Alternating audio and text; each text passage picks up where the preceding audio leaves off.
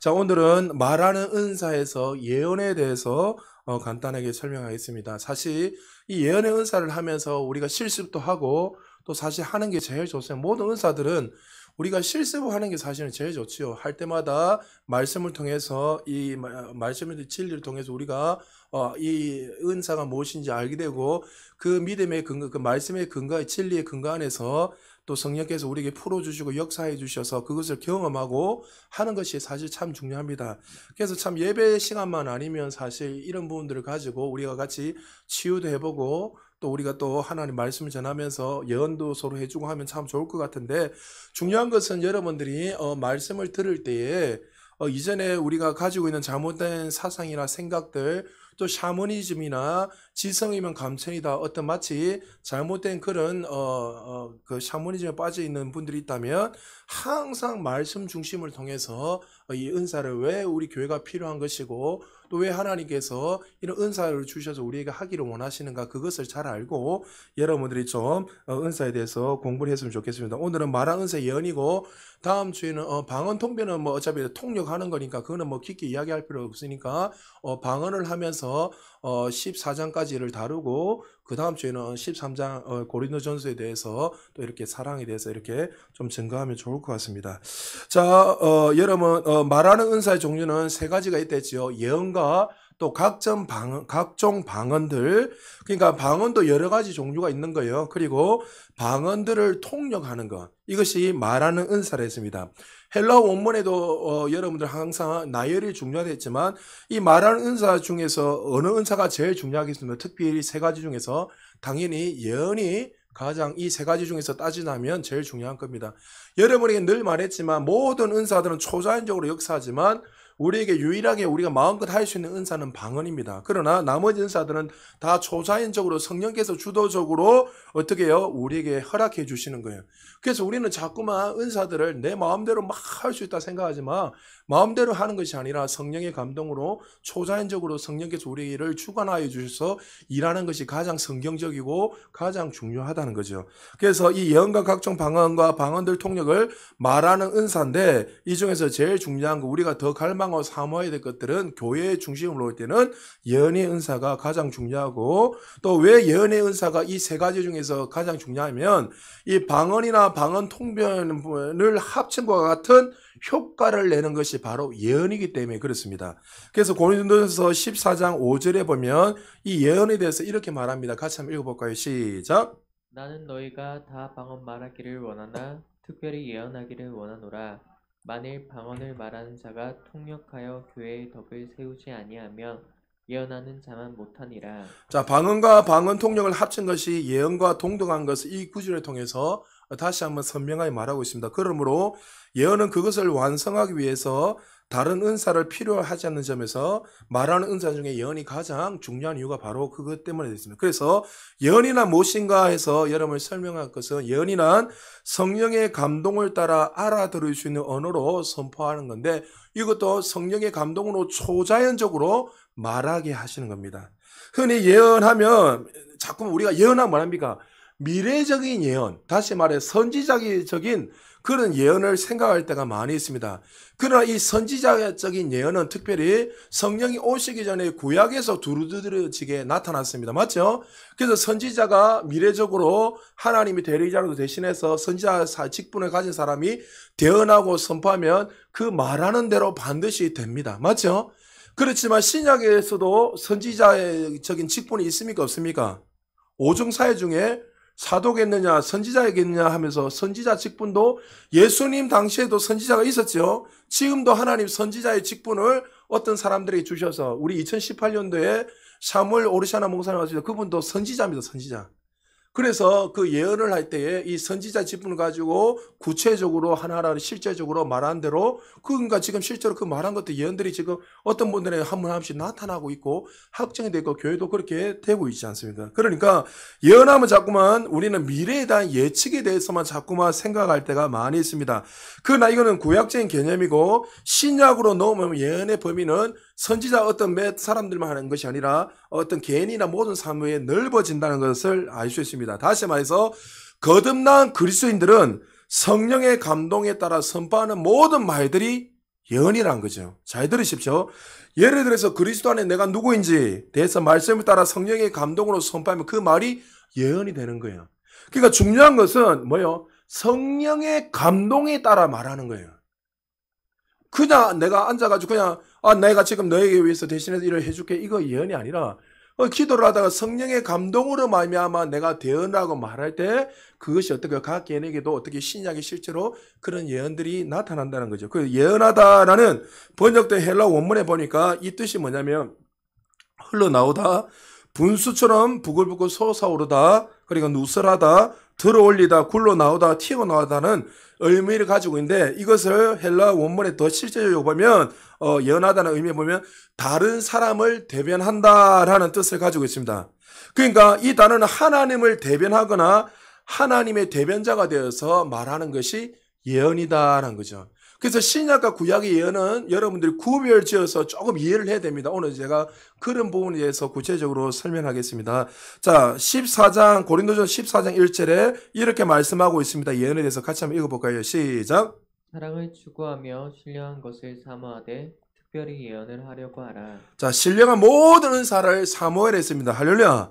그리고 은사를 가지고 교회를 군림하고 또 자기가 왕노릇 하는 것이 아니라 어떻게 해요? 사랑으로 섬기라. 그러니까 은사 받은 사람들은 섬김으로써 사랑을 추구해야 돼. 모든 걸 어떻게 해요? 사랑으로서 섬김을 해라는. 근데 특별히 교회를 향해서 무엇을 하라고, 무엇을 사모하라고 말하고 있습니까? 예언하기를 사모하라고 말씀하고 있습니다. 은사 때문에 지금 고린도 교회가 문제가 많이 일어나고, 특별히 또 예언 때문에, 다른 가지 많은 은사 때문에 문제들이 많이 일어나고 불구하고 사도 바울은 어떻게 해요? 특별히 교회가, 공동체뿐만 아니라 개인이, 우리가 교회잖아요. 교회가 이 예언하기를 사모하라고 말씀하고 있습니다. 자, 바울은 한 번 더 14장 39절의 고린전서에서 이렇게 한 번 더 강력하게 설명하고 있습니다. 같이 한번 읽어보겠습니다. 시작. 그런즉 내 형제들아 예언하기를 사모하며 방언 말하기를 금하지 말라. 자, 우리는 진리를 바르게 배우고 하나님 주신 은사를 통해 아름다게 교회를 섬기고 세운다면 우리를 통해서 하나님 놀라운 역사가 일어날 것인데, 바울이 뭐라 했습니까? 형제들아 예언하기를 어떻게 해요? 사모해라. 방언을 분명히 금하지 말라. 분명히 말했습니다. 그런데 오늘날에 많은 교회들이 은사를 어떻게 마치요?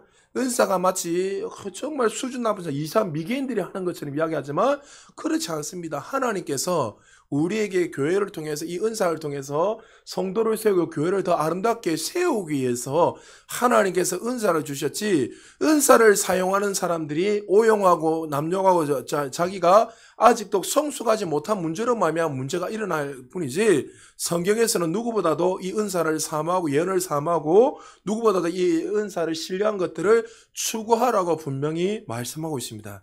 그래서 여러분들이 공부를 하면서도 여러분들이 만약에 나에게 이런 은사들이 없다 하면 갈망하시기 축복합니다. 할렐루야. 그러니까 거듭난 사람들에게 이미 그것이 다 주어 있지만 내가 이것을 확신하는 믿으면 주도적으로 하나님께서 그 사람들에 맞춰서 그들에게 때를 따라서 주시는 거예요. 그래서 여러분들이 하나님 앞에서 정말 교회에서 더 많은 일들을 하고 섬기기를 원한다면 갈망하시고 영적으로 여러분이 성장하면 하나님께서 그 사람들에게 필요한 대로 주는 거예요. 그래서 저도 시간이 지나 보니까 저에게도 은사가 뭐뭐 있는 걸 저는 아니까, 시간이 지나 보니까 이것들이 참 어릴 때부터 많이 갈망했지만 어릴 때는 몰랐는데 시간이 지나서 보니까 하나님께서 이미 저를 목사로 이렇게 준비시키면서 이런 사역을 하기 위해서 이렇게 하고 계셨다는 것을 제가 깨닫게 되었어요. 그러니까 여러분에게 각자 주어진 그 어떤 직분에 따라서 하나님께서 필요에 따라 은사 주는. 그러니까 여러분, 은사가 없는 것보다 있는 것이 더 낫지요. 무기가 있는 것이 더 나은 것처럼. 그러나 여러분, 나중에 설명하지만 이 은사가 사람을 구원은 시킬 수는 없습니다.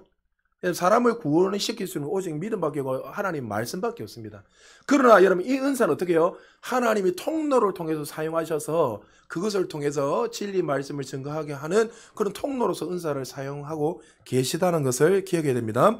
구약에서는 예언을 본질적으로 미래의 이들을 선지자적인 사람들이 예고하고 예언을 했습니다. 그래서 구약은 선지자적인 개념이 큽니다. 그래서 선지자들이 말하면 말한 대로 반드시 그것이 구체적으로 날짜까지도 반드시 이렇게 설명할 때 나타납니다. 그러나 신약에서는 예고적 기능보다 미래적인 개념보다도 밝히 말하는 거, 다시 말해 건면하고 세우고 그런 데에 예언이 집중되어 있다는 거예요. 그러나 선지자적인 예언인 사라진 것은 아닙니다. 여전히 선지자적인 예언도 지금도 일어나고 있습니다. 그러면서 여러분들이 내가 평소에 하는 말과 무엇이 다르냐 이렇게 의문하고 있지만 여러분 어느 날 갑자기 기도를 하다가 내 안에 성령의 감동이 와요. 어떤 사람은 제가 어떨 때 금요일 날 지난주도 제 마음에 이런 마음이 막 일어난다 이야기했잖아요. 아니 설교하려고 강단에 서기 전보다 막 건물이 막 세워지는 게 보여지고 막 어떤 분들이 축복하는 게 하니까 이거는 제가 그냥 생각하는 것도 없어요. 근데 하나님이 내 마음속에 그런 마음을 주면서 제가 이렇게 말을 했을 때는 그 사람은 누군지는 알고 있어요. 그 사람은 제가 이렇게 말하면 그것을 통해서 뭐요?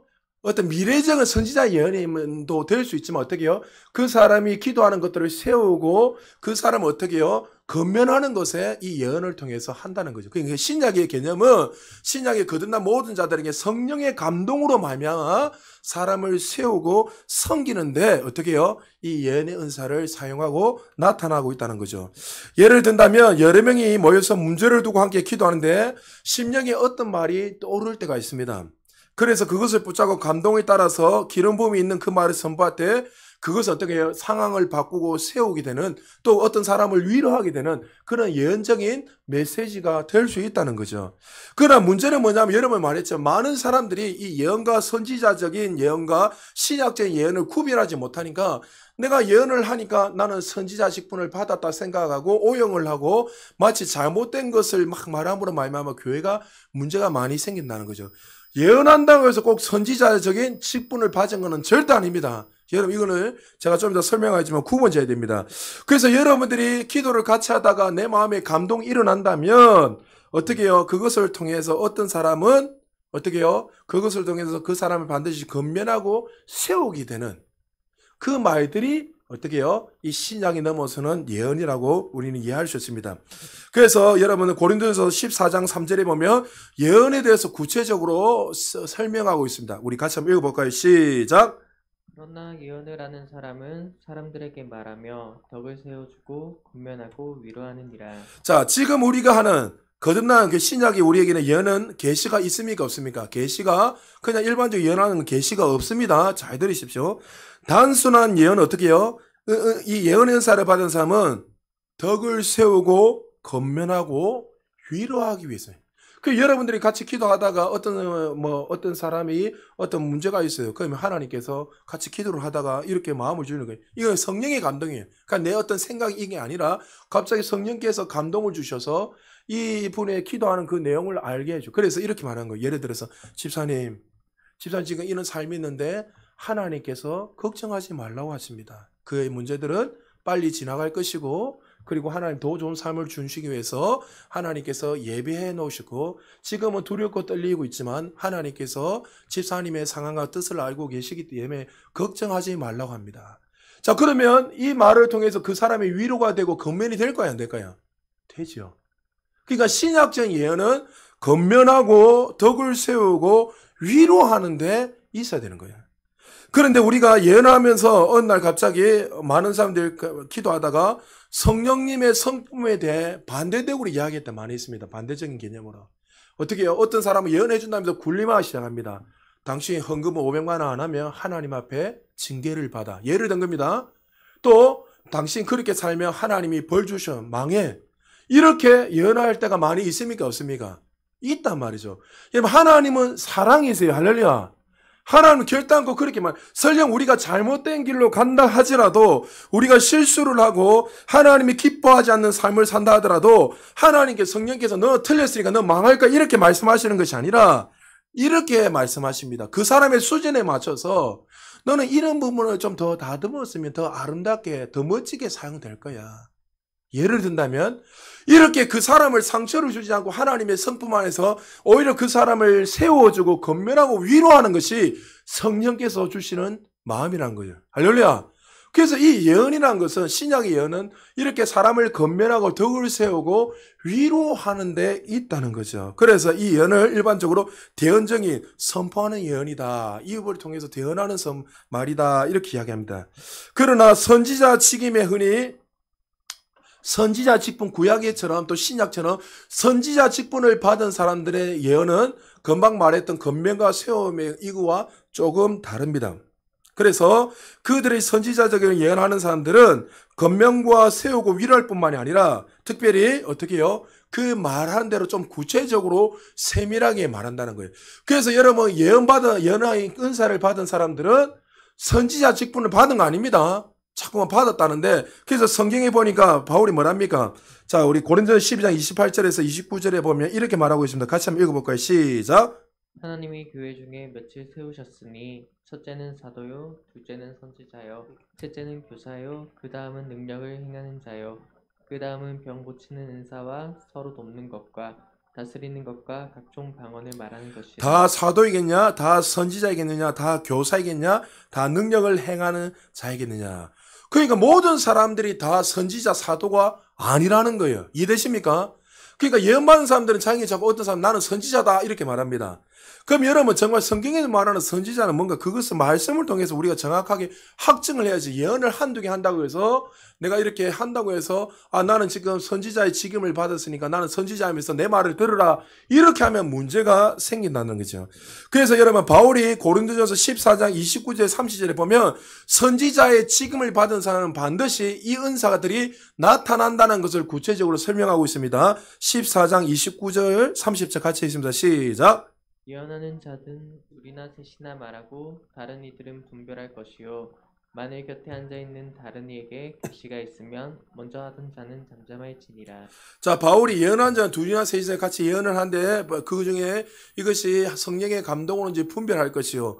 그리고 나서 어떻게 만일 곁에 있는 사람은 어떻게 계시가 있으면 먼저 하던 자는 잠잠하니까 선지자적인 예언은 반드시 무슨 은사들이 나타나냐면 계시의 은사가 나타나야 돼요. 그러니까 여러분 일반적으로 거듭난 사람들은 기도하다 보면 성령의 감동이 와서 초자연적인 역사로 감동을 주셔서 어떻게 해요? 이 사람을 위로하고 세우고 덕을 주게 한다면 누구든지 다 할 수 있어요. 맞죠? 거듭난 사람은.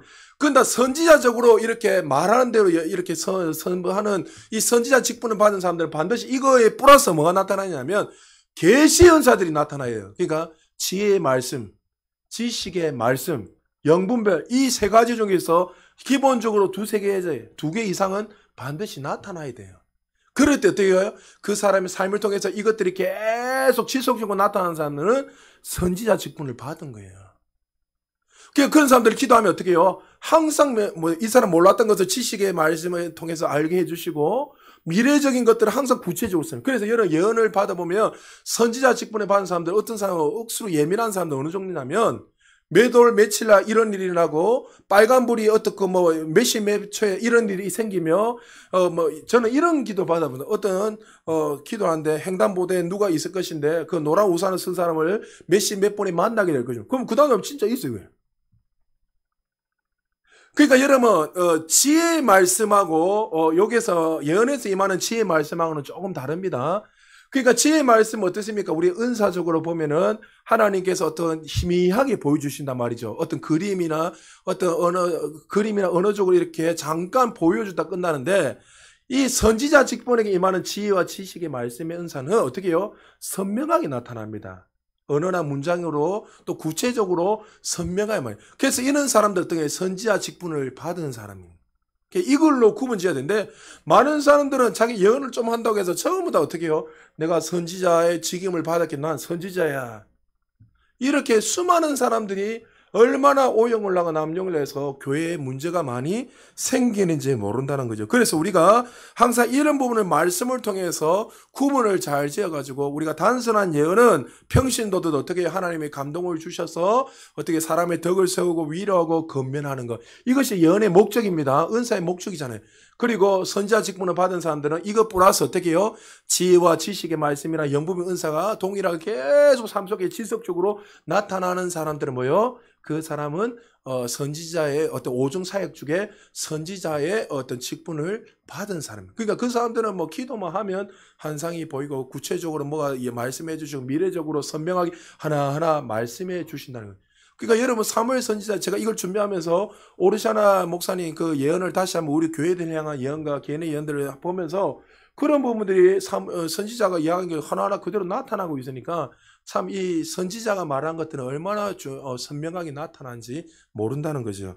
그래서 사도행전 21장에 보면 한 두 예만 들고 마무리할게요. 먼저 21장에 보면 일반적으로 신약에서 어떤 평신도들에게 나타난 이 예언의 은사가 있는 사례가 있습니다. 사도행전 21장 8절에서 우리 11절까지 한 절씩 교독합니다. 이튿날 떠나 가이사랴에 이르러 7 집사 중 하나의 전도자 빌립의 집에 들어가서 머무르니라.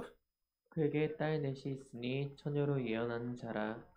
여러 날 머물러 있더니 아가보라 하는 한 선지자가 유대로부터 내려와 우리에게 와서 바울의 띠를 가져다가 자기 수족을 잡아매고 말하기를 성령이 말씀하시되 예루살렘에서 유대인들이 이같이 이 띠 임자를 결박하여 이방인의 손에 넘겨주리라 하거늘. 예, 빌립이 네 딸들이 단순한 예언의 은사를 가지고 살게 했습니다. 바울과 그의 동료들이 그 네 딸이 예언한다는 것을 알고 있었습니다.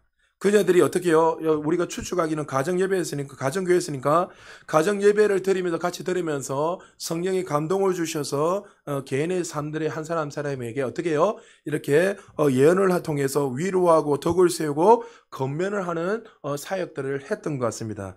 그러나 선지자 아가보가 왔을 때는 그는 계시를 포함 어떻게 해요? 일반적인 어떤 우리가 말하는 단순한 예언이 아니라 선지자적인 예언인 것을 알고 있습니다. 자, 아가보가 말합니까? 바울은 반드시 죽을 것이다. 순교할 것이다. 구체적으로 어떻게 해요? 미래적인 거니까 그것도 하나님이 가르쳐준 예언 플러스 뭡니까? 지혜의 말씀을 통해 또 지식의 말씀을 통해서 알게 해주셨습니다. 그리고 나서 바울은 반드시 그렇게 될 거랬지만 다른 사람들은 로마로 가지 마라고 그렇게 말겠지만 그는 로마로 가서 그 일들이 일어날 것을 아가보 선지자 통해서 말씀하고 있습니다. 그리고 아가보 선지자가 실제로 이제 그게 흉년이 되고 기근이 될 것을 구체적으로 선지자적인 예언을 통해서 말씀하고 있습니다. 이거는 단순한 예언이 아니라 선지자 직임을 받은 사람들이 예언하는 겁니다. 자, 그래서 사도행전 11장 28절에 이렇게 말씀하고 있습니다. 같이 읽어볼까요? 시작. 그들 가운데서 아가보라고 하는 한 사람이 일어나서 성령으로 알리기를 온 세상에 큰 흉년이 있을 것이라 하더니 클라우디오 카이사 때에 그렇게 되니라. 자, 아가보 선지자가 어느 날 와서 뭐랍니까? 이제 흉년이 들 것이다. 로마의 전체에 흉년이 일어날 것이다 하고 미래에 대해서 예언을 했습니다. 그 예언이 언제까지요? 예언이 나중에 보면 클라우디아 때에 이루어졌다 이렇게 말하고 있습니다. 자, 유대인 역사학자인 요세푸스, 1세기의 역사 유명한 요세푸스죠. 요세푸스의 기록에 하면 이 기근이 AD, 그러니까 예수님 후죠. AD 45년부터 48년에 실제적으로 있었다고 기록하고 있습니다. 그러니까 글로디 황제 이전에 그가 그것을 이야기했는데 실제로 글로디 황제 때 이 일들이 일어나게 됐죠. 이 기근이 어느 정도로 심했냐면 로마 제국에 편입됐던 모든 나라에 이 기근이 임하게 됐습니다. 그 당시 이 기근이 얼마나 심했는지 먹을 것이 없어서 글라우디 황제의 아내였던 이 아내가 옥수수를 전부 사서 사람들에게 식량을 배급할 정도로 심한 기근이 로마 제국 중심으로 일어났다는 것을 알고 있습니다. 이것이 어떻게 이루어진 걸 알 수 있었죠? 선지자적인 직임을 받았던 아가보 선지자가 어느 하나님이 어떻게 해요? 그게 초자연적으로 감동을 주셔서 그는 미래를 예언하는 선지자이기 때문에 주셔서 지혜와 지식의 말씀이 임하게 되고 그것을 통해서 대언하고 선포했을 때 그이들이 그때는 당대에 바로 일어나지 않았지만 시간이 지나서 실제로 AD 45년부터 48년까지 실제로 그 일들이 일어나게 돼요. 그래서 여러분들이 우리가 일반적인 예언, 신약에 우리 거듭난 자들에게 주시는 이런 감동의 예언과 선지자 예언들은 조금 다르다는 거죠. 그래서 우리가 일반적으로 받는 예언들은 어떻게 해요? 남을 덕을 세우고 섬기고 또 어떻게 해요? 그 사람을 세워주는데 목적이 있는 거예요, 예언이. 그래서 여러분 기도하면서 항상 감동이면 성령과 반대되는 것들은 잘못된 거예요. 어떤 사람들 여러분 예언 많이 한 번씩 받아봤잖아요. 저도 막 이 설교를 준비하면서 이전에 막 파일을 찾다가 제가 10몇 년 전에 예언 받은 거, 뭐 몇 년 전에 예언 받은, 20년 전에 예언 받은 그게 파일로 다 있더라고요. 그래서 들어보니까 야 너무나 제가 예언을 참 잘 받았던 게 뭐냐면 공통점이 뭐냐면 그들 중에 선지자도 있었고 또 그들 중에 평신도도 있었습니다. 근데 평신도 같은 경우에는 일반적으로 그 당시에 내가 이런 상황에 놓여 있었는데 정확하게 그거를 갖다가 어떻게 해요? 그 시대에 맞춰서 어떻게 해요? 그 사람을 세우고 위로하는 말로서 이렇게 하는 것들을 제가 듣게 됐습니다. 그리고 선지자적인 어떤 예언을 받은 부분은 제 미래적인 이런 일들이 일어날 것이고 이렇게 될 것이라는 것들이 실제로 지금도 일어나고 있고 ING로 계속 하고 있는 것을 제가 그걸 보면서 다시 한 번 더 깨닫게 됐습니다. 그러니까 여러분 단순한 예언, 거듭난 우리에게는 신약의 사람들은 이렇게 위로하고 건면하고 세워지는 예언이고 또 한 분은 선지자 이 지김을 받은 예언은 이거 세 가지 플러스뿐만이 아니라 어떻게 해요? 항상 계시 은사인 어떤 지혜와 지식의 말씀 영분면들이 같이 일어나야 된다는 거예요. 이렇게 계속 지속적으로 일어나는 사람 뭐예요? 아, 이 사람 딱 봤을 때, 아, 선지자 직분을 받았구나 하는 것을 알게 된다는 거죠. 말씀을 통해서 받아요. 그런데 자꾸만 어떤 분들은 예언을 하면서도 누르를 하고, 군림하려고, 억압하고, 내 말을 듣지 않으면 당신은 망해. 하나님은 그렇게 안 하신다는 거죠. 망한다면 그게 빨리 나가는 게 낫습니다. 왜요? 하나님은 그렇게 하지 않는다는 거죠. 설령 그렇게 마음을 주셔도 어떻게 해요? 당신이 지금 그렇게 망한다, 진짜 망할 사람이에요. 그렇게 하면. 그래도 성령께서 어떻게 해요? 그 사람이 알아들을 수 있도록 지혜롭게 돌려서 그 사람 건면하고 세우게 하십니다. 할렐루야. 그렇게 하시지, 막 남발을 해가지고, 눌러가지고, 억압돼가지고, 그게 완전히 얽매가지고, 묶여버려가지고, 아무것도 못하도록 하나님은 그렇게 하셨네요. 억압하고 묶는 건 누가 하는 거예요? 사단이 하는 거예요, 사단이. 하나님은 진리가 너희를 자유케 하기 위해서 너희들이 삶에 묶여있는 그 모든 것들을 하나님이 자유하기 위해서 풍성하고 생명을 주시기 위해서 주님이 오신 거예요. 할렐루야. 그러면 여러분들이 그런 것들도 만약에 내가 그런 쪽으로 만약에 감동해서 예언을 했다면 어떻게 해요? 그걸 수정을 하고 교정을 해야 돼. 할렐루야. 내가 실수했다고 두려워하지 말고 그것을 말씀을 통해서 아, 내가 이때까지 내가 잘못된 것을 했구나. 나는 있는 대로 말을 했는데 보니까 아, 내가 실수를 했구나. 내가 말씀의 무지 때문에 성령이 주도적으로 하는 것을 깨닫지 못하고 내 생각으로 내 방법으로 했기 때문에 아, 오늘 말씀을 통해서 아, 이런 부분을 교정하고 내가 수정해서 온전한 삶으로 나아가야 되겠다. 이렇게 나가면 여러분들이 더 아름답게 세워지고 교정되어서 여러분들 통해서 교회와 또 성도님들이 공동체가 더 아름답게 세워진다는 거죠. 그러므로 여러분들 항상 이 부분들, 이 은사들은 기억하십시오. 이 은사는 하나님 어떤 통로를 통해서 그것들을 밝히기 위하고 사실 구원을 주시기 위한 것이 아니라 구원을 받기 위한 통로뿐이지 사실 이 은사가 나타난다고 구원받는 거 아니죠. 예를 들어서 베드로가 어떻게 해요? 사도행전에 보면 2장 2에 보면 그 성령을 마가다란 말을 봤잖아요. 은사 성령을 받고 뭐 은사가 나타나는데 방언이 나타났을 때 구원받던 사람이 있습니까? 없습니까? 한 명도 없습니다. 베드로가 어떻게 해요? 그 이후에 38절 이후에 그들에게 복음을 전할 때 말씀을 전할 때 그들의 삶이 변화하는 구원을 받은 거지. 이 은사는 그런 통로의 역할이지. 어떤 사람들의 어떻게 해요? 사람들 믿지 않으면 어떻게 해요? 안전병이 일어나고 하면 그것을 통해서 집중된단 말이에요. 아, 저런 것들이 있구나. 아, 하나님 살아계시나는 그렇게 해서 그걸 통해 진리의 말씀을 통해서 구원이 일어나는 거지. 은사가 그 사람을 구원시키는 것은 아니다는 거죠. 그래서 여러분 항상 그것을 기억하시고 자꾸만 은사주의로 가지 말고 항상 균형 있게 모든 것을 하시기를 주님 축복합니다. 베드로가 그 당시에 데살로니가 교회도 또 고린도 교회도 은사의 남용 때문에 문제들이 많이 일어나서 그가 특별히 데살로니가 5장 19절에서 21절에 그들을 향해서 이렇게 건면하고 있습니다. 우리 같이 한번 읽어볼까요? 시작. 성령을 소멸하지 말며 예언을 멸시하지 말며 범사에 헤아려 좋은 것을 취하고. 자, 데살로니가 교회도 그렇고 또 고린도 교회도 마찬가지처럼 어떻게 해요? 이 은사의 남용으로 인해서 사람들이 오용 때문에 상처를 너무나 많이 받았습니다. 그러니까 어때요? 여러분 은사가 많이 나타나고 그 때문에 오히려 건면하고 세우고 위로하는 것이 아니라 그 계급화되었댔잖아요. 은사받고 은사받는 신령한 사람이고 능력 있는 사람이고 높은 사람이고 대단한 사람이라는 이런 보이지 않는 계급화가 되다 보니까 그것을 받지 못하는 사람들 그걸 통해서 어떻게 해요? 상처를 받게 되고 교회가 나누어지게 되고 문제가 생겼단 말이죠. 근데 이걸 인하여 어떻게 됩니까? 이제 은사에 대해서 하나님께서 은사를 주신 거는 좋은 건데 오히려 이 좋은 것을 집중하지 않고 그걸로 상처받은 말하면 어떻게 해요? 성령을 무시하게 되고 은사를 무시하게 됐다는 거예요. 고린도 교회도 그렇고 데살로니가 교회도 그렇습니다. 근데 바울이 그 성령의 감동에 따라서 어떻게 해요? 그들에게 말씀하고 있는데 어떻게 해요? 성령을 소멸하지 말라. 사람이 문제가 있는 거지 하나님 말씀이 문제가 없다는 거죠. 전하는 자가 실수하였지만 하나님의 진리는 건 변함이 없다는 거예요.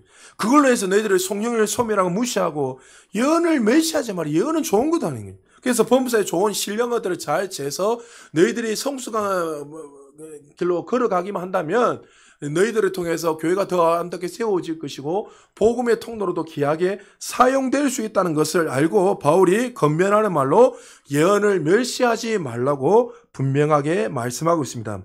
우리가 성경에 가르친 대로 이 은사를 사용한다면 우리를 통해서 교회는 더 아름답게 세워질 것이고 또 하나님의 나라는 우리를 통해서 더 아름답게 세워질 줄 믿으시기 바랍니다.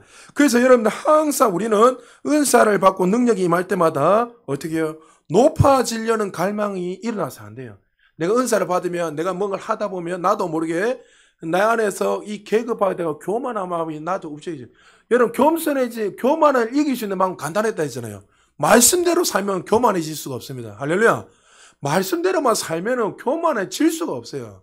문제는 말씀대로 안 살고 내 방법대로 살라니까 문제가 생기는 거지. 그래서 은사를 갈망하고 또 여러분 은사가 나타나면 나타날수록 항상 우리는 사랑을 추구해야 돼요. 할렐루야. 사랑으로서 날마다 서로를 위로하고 세우고 건면하게 될 때 우리가 이 주신 이 은사를 통해서 더욱더 많은 사람들을 위로하고 세우고 있는 거예요. 우리는 인간인지는 너무 연약하다 보니까 이렇게 하다 보면 나도 모르게 훈련되지 않으면 어떻게 해요? 어떤 사람이 이 말을 통해서 위로를 받다 보면 어떻게 해요? 마치 내가 뭐 높아지는 것처럼 인간인지를 생각할 때 참 많이 있단 말이에요. 이걸 조심해야 돼요. 그 연약함 때문에 내가 뭔 비밀을 한 가지 다 하는 것처럼 하니까 주도적으로 초자연적으로 하나님이 하시는 건지도 모르고 여러분이 이야기했잖아요. 어떤 분들은 저에 대해서 오해라는 게 목사님 다 알고 계시잖아요. 저 몰라요. 여러분에 대해서 어떻게 제가 압니까? 하나님이 그때 보여주셔서 아는 거지. 제가 여러분의 삶을 어떻게 다 합니까, 제가. 그게 많은 분들은 오해를 하고, 그러니까 어떤 분들은 오해를 해가지고, 저한테 가까이 안 오는 분들 그 이전에 막, 그래, 이렇게 목사님 다 알고 있으니까, 네, 어저께 뭐 지었는데 내가, 저거 어떻게 합니까, 제가. 그러니까 여러분들이 자꾸 착각하는 거예요. 성령께서 설령 보여주셔도 성숙한 사람들 그걸 가지고 정지하지 않습니다. 오히려 어떻게 해요? 그분의 연약함을 놓고 기도하게 되죠. 할렐루야. 그게 성숙한 길로 가는 것이지 그걸 가지고 어제 보니까 내가 기도해 보니까 저 집사 저 근사가 어떻고 저떻고 그런 순간 어떻게 해요? 그걸 통해서 교회가 무너지기 시작하는 거예요. 오히려 상처를 받게 되고 그 일로 인해서 더 많은 문제들이 일어난다는 거죠.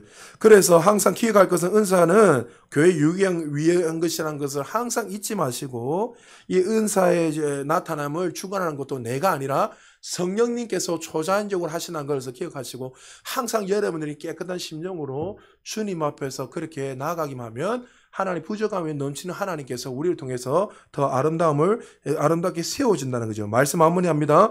예언을 하나님께서 주시는 은사는 분명하지만 사람을 통해서 전달되므로 그 과정에 변수가 일어날 때가 참 많이 있습니다. 수원지에서 깨끗한 물이 나오더라고요. 이 깨끗한 물은 마치 성령님이고 정말 진리의 말씀인 것 같죠. 그러니까 깨끗한 물이 나오더라도 오염된 수도관을 통과하면 변질될 수 있듯이 은사를 받은 사람이 할지라도 여전히 영적으로 성장하는 과정이 있으므로 하나님께서 주신 것을 성숙하지 못해서 잘못 전달할 수도 있다는 거죠. 따라서 예언사회를 통해서 어떤 메시지를 받았더라도 그것을 무조건 여러분 받아들인 것이 아니라 어떤 예언이든지 반드시 어떻게 하라고요? 성경에 분별해라. 여러분의 어떤 정말 큰 일, 여러분의 미래적인 일들을 어떤 사람이 여러분을 처음 본 사람이 이래 와가지고 갑자기 예언을 해줬다. 성령님이 그렇게 중요한 것을 갖다가 처음 듣지도 못한 사람에게 그렇게 하겠습니까? 하기도 하지만 그 사람을 통해서 말을 했다면 반드시 여러분에게도 어떻게 해요? 말씀할까요? 안 할까요? 한단 말이죠. 이제는 이런 경우 많이 있었잖아요. 너 기도해보니까 너 목사 돼야 돼. 그런 이야기 많이 들었잖아요. 그럼 얼마나 많은 사람 목사가 왔습니까? 목사의 이 부르심이 얼마나 귀하고, 정말 그 미래적으로 어마어마한 중요한 일인데, 어떻게 그 말을 딸랑 듣고 분별도 안 하고 하나님의 어떤 그 기도를 통해서 어떤 학증을 받지도 않고도 갈 수 있냐는 거예요. 그건 잘못됐다는 거죠. 어떤 누구를 통해서 이런 예언을 하고 하면은 그것을 통해서 여러분들도 어떻게 해요? 말씀에 근거해서 이것이 옳은지 그른지 그것을 분별을 하고 또 내 마음에 평강이 있고 하나님 주시는 이 평강이 있고 내 안에 기쁨이 넘친다면 그것 통해서 잘 분별해서 그것을 여러분의 수준에 맞춰서 취하기만 하면 되는 거예요. 그러나 그런 말씀과 반대되고 그런 감동이 오지 않으면 그것을 여러분들이 받아들이지 않아도 된다는 거죠. 그래서 여러분들 예언을 받아본 사람들 평소에 기도하는 것들이 어떻게 해요? 하나님이 그것을 누구를 통해서 확증시켜 주잖아요. 위로하여 주시고. 전혀 아무도 모르는데 불구하고 누군가가 우리 집사님 하나님 지금 이 문제를 가지고 이미 이루어 주셨답니다. 그 아무도 모르는데 나만 아는 일인데도 불구하고 그것을 통해 어떻게 해요? 위로가 되고 하나님이 나의 기도를 듣고 계셨구나. 그에게 어떻게 해요? 그 사람 통해서 예언을 하게 되고 위로와 권면을 하고 세우게 된다는 거죠. 그래서 항상 이 예언은 이 두 가지를 잘 기억해서 선지자적인 예언과 그래도 우리 거듭난 모든 자들이 주신 이 예언들을 잘 구분해서 항상 여러분들을 이것을 오용하고 남용하고 두려워하지 마시고 분명히 사도 바울이 예언을 자체를 금지하고 가로막지 말고 멸시하지 마라 이 말씀처럼 여러분들 방향을 바로 잘 잡아서 서로를 세우고 권면하고 위로하면 그리스도의 교회가 더 아름답게 세워진다는 사실을 기억하시고 항상 이런 걸 대해서 두려워하지 마시고 여러분들 영적으로 잘 성장하셔서 여러분을 통해서 교회가 더욱더 아름답게 세워지고 또 개인이 더욱더 아름답게 세워져서 여러분의 삶에 날마다 이런 예언의 은사들이 끊임없이 나타나서 하나님 주신 그 진리를 날마다 누리며 승리하며 살아갈 수 있는 우리 모두 되시기를 주님의 이름으로 축복합니다.